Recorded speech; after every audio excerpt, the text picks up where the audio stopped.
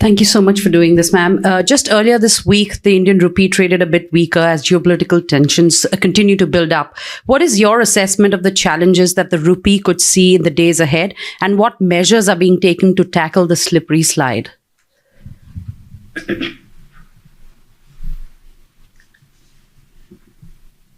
First of all, I would look at it as not rupee sliding. I will look at it as dollar strengthening incessantly. So obviously all other currencies are performing against a strengthening dollar. And I'm not talking technicalities, but it is a matter of fact that India's rupee probably has withstood this dollar, rates going up, the exchange rate in favor of dollar strengthening is there. And I think Indian rupee has performed much better than many other emerging market currencies. But I think the efforts are by the RBI more towards maintaining a certain, more towards seeing that there are not too much of volatility. It is not to intervene in the market to fix the value of rupee. So containing the volatility is the only exercise that RBI is involved in. And I've said this before, the rupee will find its own level. Next question, Dalit from EPM. Thank you, ma'am. Indonesia's finance minister during her press conference said that India has briefed the G20 finance ministers and central bank governors about its priorities next year. And she also said that she and the other G20 members have offered their full support to that. Can you give us what is that India's priority for next year?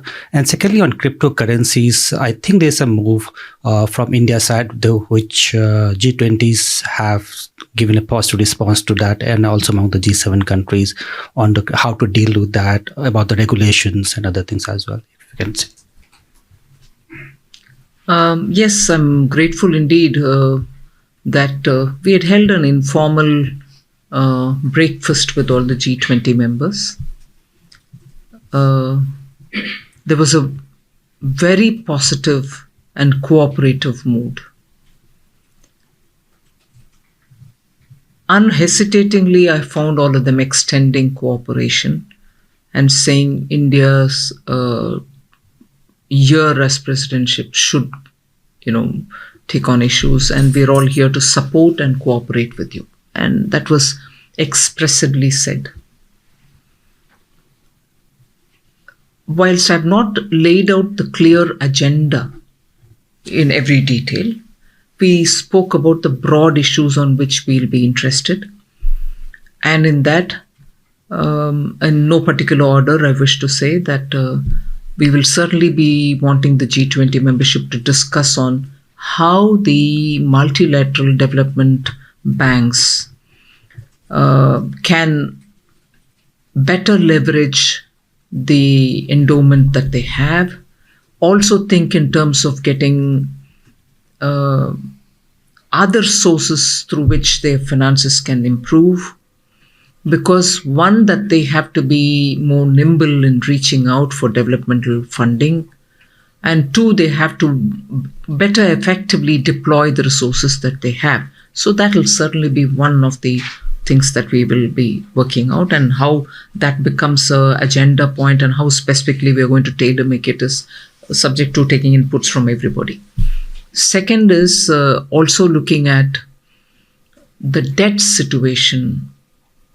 I know solutions were arrived at during the pandemic, the sustainability initiative, DSSIs, but on that period is gone, but now the vulnerabilities of more countries are coming out.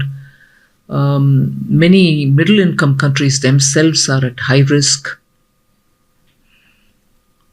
The common framework, I've already answered about it, has not really delivered as much as we expected it to be. So that will certainly be one of the issues which during our presidency we would want the membership to discuss. and have some kind of a outcome, because that is so urgently required. Third, we'll be talking about climate finance. Although even as we talk about climate finance, and I know these institutions are the ones to think about financing and finding the resources and spending, we still think a large part of this debate will have to be within the UNFCCC. So the environment-related issues should emanate from there. Certainly, there will be a role for the multilateral bodies. So climate finance, certainly. Crypto, you asked it as a second question, but that will also be part of India's thing. And during our engagements, we've heard that already institutions which are associated with the G20 or the World Bank or any other are doing their own assessment and studies of matters related to cryptocurrencies or crypto assets. They could be the FSP, they could be the BIS, they could also be IMF themselves.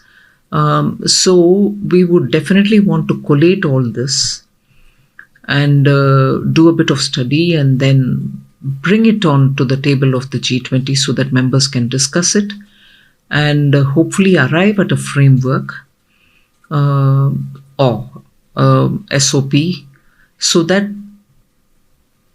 globally countries can have a technology-driven regulatory framework. This is derived from the first assumption that no one single country can effectively handle or regulate crypto in any form. But implicit in this is that we don't want the technology to be disturbed. We want the technology to survive and also be in a position for the fintech and other sectors to benefit from it.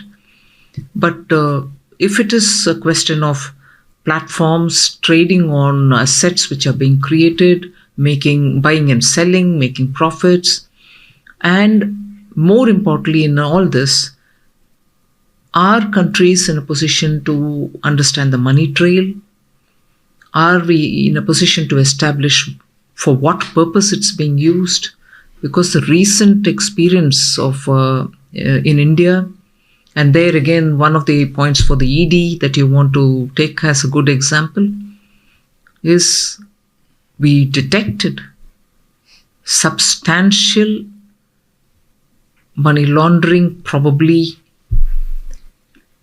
cases related to, it was also put in the media, cases related to crypto assets and trading of assets.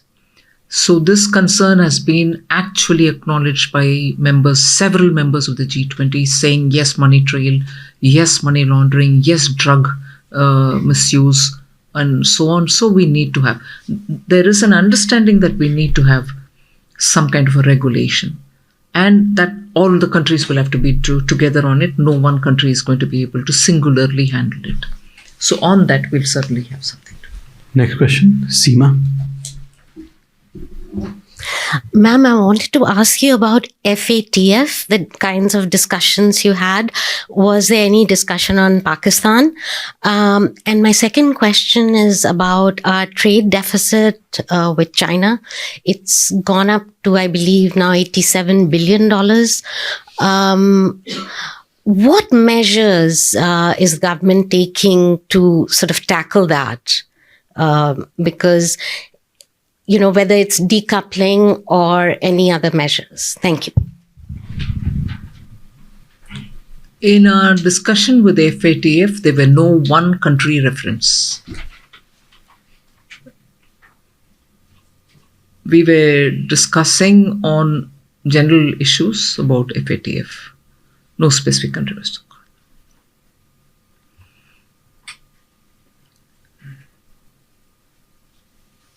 Trade deficit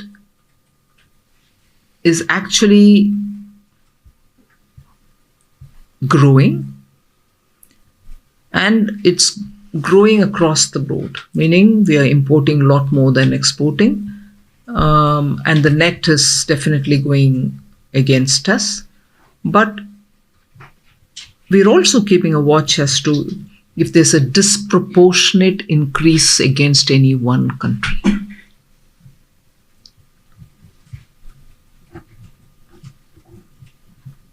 Equally, if you look into the items that are imported, they are less of final consumption goods and more of intermediary goods. And when I say more of raw materials and intermediary goods, it's also got a potential for value addition and exports. So I wouldn't want to immediately get anxious about this, net deficit, meaning imports being far higher than exports, because I think carefully, if you look at it, the kind of imports that are happening are very essential also for our industrial activity and for our value addition for exports purposes. Stay ahead with our cutting edge news app. Instantly access the latest shorts in just 1 minute and breaking news in just 50 words. Download now for a smarter, faster news experience.